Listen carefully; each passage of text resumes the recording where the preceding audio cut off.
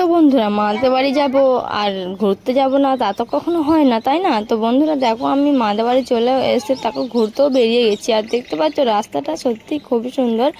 আর রাস্তা দিয়ে আমরা যখন যাচ্ছিলাম টোটো আর সাইডে বাড়ি গাছপালা দেখতে অসাধারণ, খুবই বিউটিফুল, মানে এতটাই সুন্দর লাগছিল যে কি বলবো।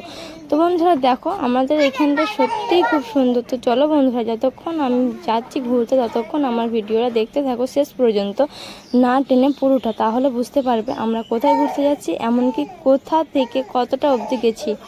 হ্যালো বন্ধুরা, আমরা এখন পোল্ট্রি ফার্মের এদিকে চলে এসেছি। তো ঘুরতে এসে এখানে কলা গাছ আছে আর আমরা এখানে দাঁড়িয়ে আছি। তো আজকে দেখতে পাচ্ছি আমার লুকটা আজকে শাড়ির লুকে আছে, কারণ আমি শাড়ি তো কোনোদিনই পরি না, আর তোমরা দেখেছো।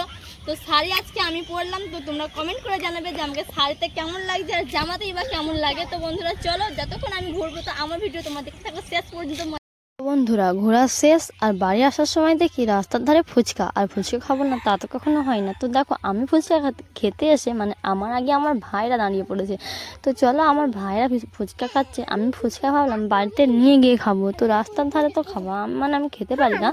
তো চলো বাড়িতে নিয়ে গিয়ে ফুচকা তো আমি খাবো, তার আগে এখানে দেখো এরা ফুচকা খাচ্ছে, আমাদের রোশনিও ফুচকা খাচ্ছে, এমনকি শোয়েব মানে আমার ভাই আর কি। তো চলো বন্ধুরা বাড়িতে গিয়ে দেখা যাক। তো বাড়িতে চলো।